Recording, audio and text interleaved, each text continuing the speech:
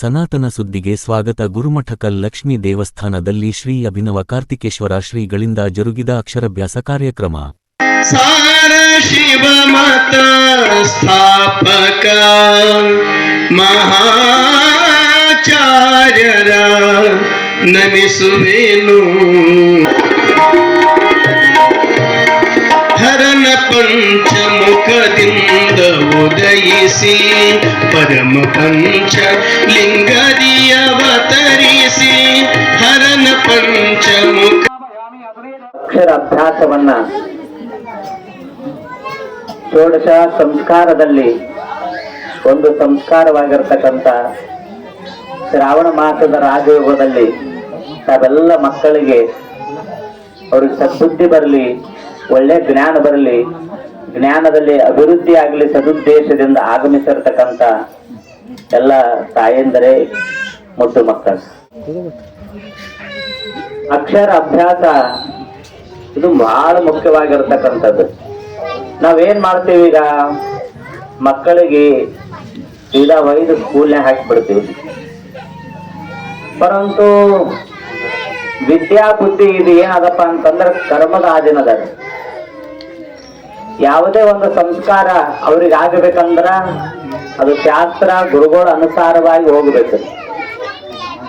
ಯಾವುದು ಶಾಸ್ತ್ರ ಗುರುಗಳ ಅನುಸಾರವಾಗಿ ವಿಧಿವತ್ತಾಗಿ ಆಗ್ತದ ಆ ಮಕ್ಕಳಲ್ಲಿ ವಿದ್ಯಾ ಬುದ್ಧಿ ಹೆಚ್ಚಿಗೆ ಬೆಳೀತದೆ. ಈಗೆಲ್ಲ ನಿಮ್ಗೆ ಗೊತ್ತಿರಬಹುದು, ಆದ್ರೆ ಬುದ್ಧಿ ಹೆಂಗ್ ಪ್ರಾಪ್ತ ಆಗ್ತದೆ?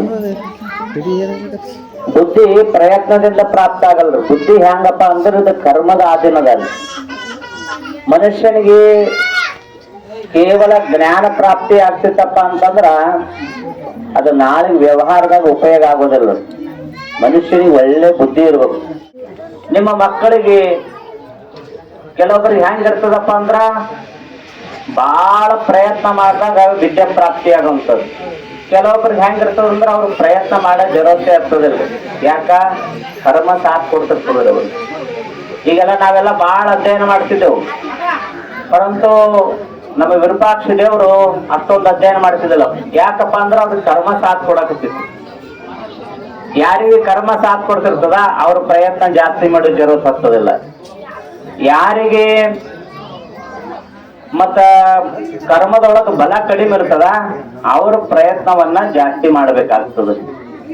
ಅದಕ್ಕ ಇದು ವಿದ್ಯಾ ಮತ್ತು ಬುದ್ಧಿ ಎದರ ಮ್ಯಾಗ ನಿಂತದಂದ್ರ ನಮ್ಮ ಕರ್ಮದ ಆಧೀನ ಮ್ಯಾಗ, ಕರ್ಮದ ಆಧೀನ ಅದರ. ಇದು ತಂದು ಹೇಳಿರ್ತಾನ, ಮತ್ತೆ ಹೇಳೋ ಸ್ವಲ್ಪ ತಾತ್ಪರ್ಯ ತಿಳ್ಕೊಬೇಕ್ರಿ. ಅವ ಜನ ಇದ್ದಲ್ಲಿ ಮಲ್ಕೊಂಡಿರ್ತಾನವ. ಈಗ ನೀವು ಅಂತಿರ್ತೀರಲ್ಲ, ಒಲಿ ಗುರಿ ಎತ್ತಿದನ್ನ ನೋಡ್ಕೊಂಬ ಅಂತೀರಿ ಏನ್ರಿ? ಅಂಬಾ ಭವಾನಿ ಜಗದಂಬಾ